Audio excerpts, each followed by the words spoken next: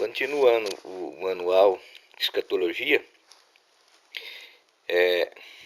quero compartilhar esse manual que eu adquiri ele há quase uns 30 anos atrás.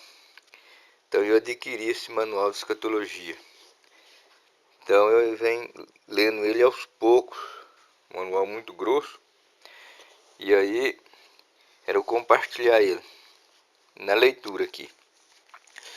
Então, escatologia estuda eventos futuros.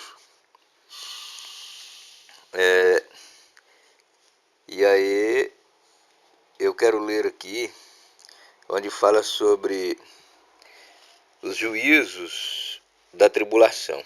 Então estou lendo aqui o capítulo.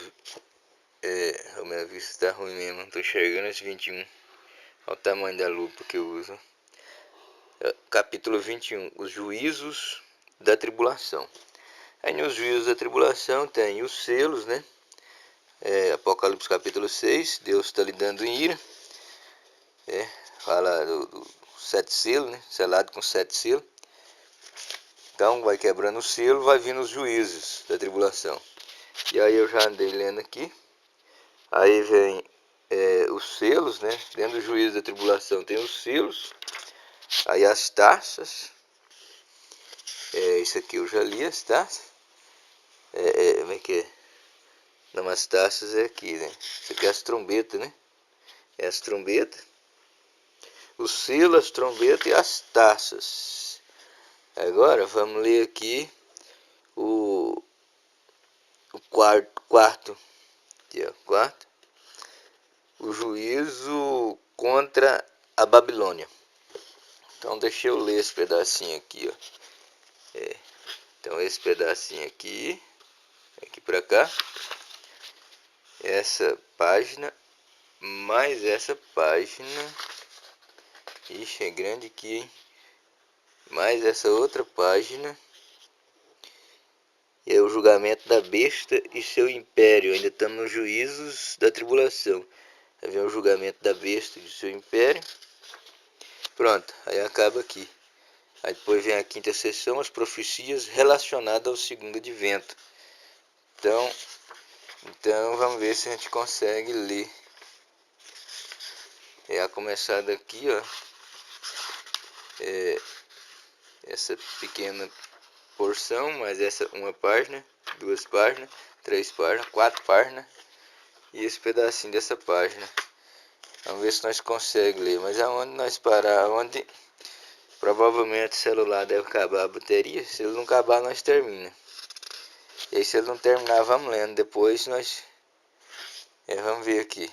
Depois nós continua em outra hora.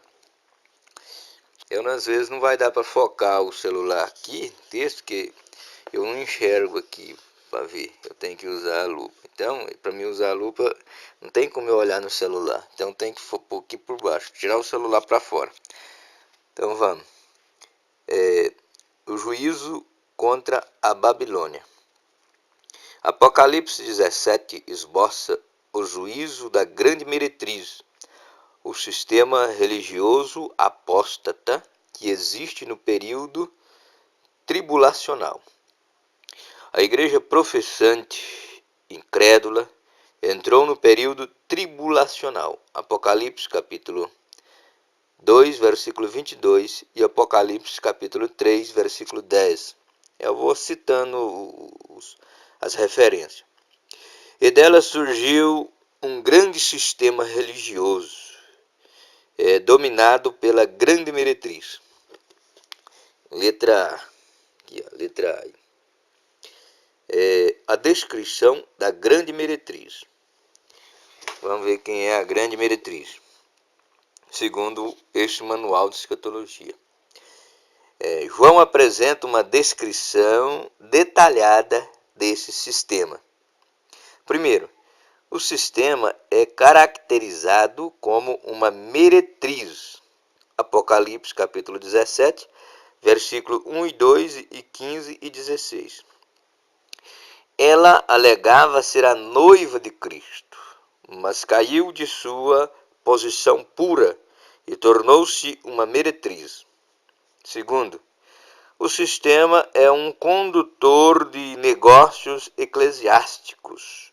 Apocalipse, capítulo 17, versículo 2 e o versículo 5. Nas Escrituras, a fornicação espiritual refere-se à adesão a esse falso sistema. Terceiro, o sistema é um condutor de negócios políticos. Apocalipse, capítulo 17, versículo 3.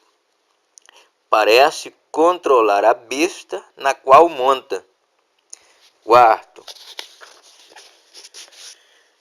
Agora pulando para outra página. Quarto, o sistema torna-se muito rico e influente. Apocalipse, capítulo 17, versículo 4. Quinto, o sistema representa uma fase do desenvolvimento da cristandade que até agora não foi revelada. Apocalipse 17, versículo 5. E por isso é chamada mistério.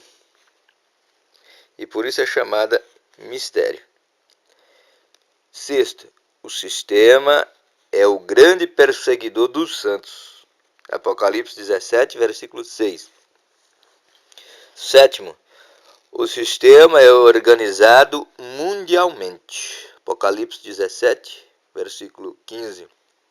Oitavo, o sistema será destruído pela besta, o cabeça da aliança romana, a fim de que sua supremacia não seja ameaçada. Apocalipse 17, versículo 16 e o versículo 17. Letra B. A identidade da meretriz. Slop, em sua obra cuidadosamente documentada The Two Babylons, ou seja, as duas Babilônias, delineou o relacionamento existente entre a Babilônia antiga e a doutrina e a prática desse sistema prostituído, chamado Babilônia, o mistério. Ironside traça o mesmo desenvolvimento quando escreve. Vamos ver o que Ironside diz. A mulher é um sistema religioso que domina o poder civil, pelo menos por algum tempo. O nome sobre sua testa nos permite identificá-la facilmente. Mas para fazermos isso, seria bom voltarmos ao Antigo Testamento para ver o que é revelado a respeito da Babilônia literal, pois uma certamente iluminará a outra. Aprendemos que o fundador de Babel, ou Babilônia, foi Nimrod, cujas realizações profanas podem ser lidas no 10º capítulo de Gênesis. Ele foi o arquiapóstata da era patriarcal. Ele persuadiu seus companheiros e seguidores a juntar-se na construção de uma cidade e uma torre que alcançariam o céu, que devem ser entendidas como um templo ou centro de reuniões para os que não obedeciam à palavra do Senhor. Eles chamaram sua cidade e torre de Babel, ou Babel, o portal de Deus. Mas depressa isso foi transformado por juízo divino em Babel, isto é, confusão. Desde o início ela trazia a marca da irrealidade, pois nos é dito que os tijolos serviam-lhes de pedra e o betume de argamassa. Uma imitação do que é real e verdadeiro caracterizou, desde então, a Babilônia em todos os tempos. pescoço vai doendo aqui. Nimrod ou Nimrod Barcush era neto de Cã, o filho indigno de Noé. Noé trouxe consigo do outro lado do dilúvio a revelação de um Deus verdadeiro. Cã, por outro lado, parece ter sido muito rapidamente afetado pela apostasia que provocou o dilúvio, pois não demonstra evidência alguma de autojuízo. Seu nome significa escuro, escurecido, ou mais literalmente, queimado de sol. Esse nome indica o estado da alma do homem, escurecida pela luz do céu. Cã gerou um filho chamado Cush, o negro, que se tornou o pai de Nimrod, o líder de sua geração. O conhecimento antigo nos assiste dizendo que a esposa de Nimrod Barcush foi a notória Semiramis I. Ela é considerada a fundadora dos mistérios babilônicos e a primeira suma sacerdotisa da idolatria. Assim, a Babilônia tornou-se a fonte da idolatria e mãe de todo o sistema pagão no mundo. A religião de mistério ali originada espalhou-se sob várias formas pelo mundo e está conosco hoje. E terá seu desenvolvimento máximo quando o Espírito Santo partir e a Babilônia do Apocalipse ocupar o lugar da igreja. Baseado na promessa de que a semente de uma mulher estava por vir, Semiramis gerou um filho que declarou ter sido concebido miraculosamente. E quando o apresentou ao povo, ele foi aclamado como o libertador prometido.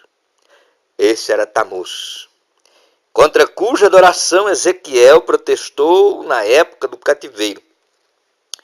Dessa maneira foi introduzido o mistério da mãe e do filho, um tipo de idolatria mais antigo do que qualquer outro conhecido pelo homem. Os rituais de adoração eram secretos. Apenas aos iniciados era permitido conhecer seus mistérios. Era o esforço de Satanás para enganar o homem com uma imitação tão semelhante à verdade de Deus que os homens não poderiam conhecer a verdadeira semente da mulher quando ele viesse no cumprimento dos tempos. Da Babilônia, essa religião de mistério espalhou-se por todas as nações vizinhas. Por toda parte, os símbolos eram os mesmos, e o culto à mãe e seu filho tornou-se um sistema popular. Sua adoração era celebrada com as práticas mais repulsivas e imorais. A imagem da rainha do céu, com a criança nos braços, era vista por toda parte. Embora os nomes variassem segundo a diversidade de línguas, ela se tornou a religião misteriosa da Fenícia. E pelos fenícios foi levada aos confins da terra. Astarte e Tamuz, a mãe e o filho dessas aventuras, tornaram-se Ísis e Horus no Egito. Ísis e Horus no Egito, Afrodite e Eros na Grécia, Vênus e Cupido na Itália e muitos outros nomes em outras regiões mais distantes. Dentro de 1000 anos, o babilonismo tornou-se a religião do mundo, que rejeitara a revelação divina. O pescoço vai doendo. Continuando aqui. Ligados a este mistério central existiram vários outros mistérios menores. Dentre eles estavam as doutrinas da purificação no purgatório depois da morte, a salvação por inúmeras coisas sagradas como absolvição sacerdotal, o derramamento de água benta, a oferta de pães para a rainha do céu, como mencionado no livro de Jeremias, a dedicação de virgens aos deuses, que era literalmente prostituição santificada. Chorar por Tammuz durante 40 dias antes do grande festival de Star, que dizia que seu filho tinha ressuscitado da morte, pois se ensinava que Tammuz havia sido morto por um javali e depois ressuscitado.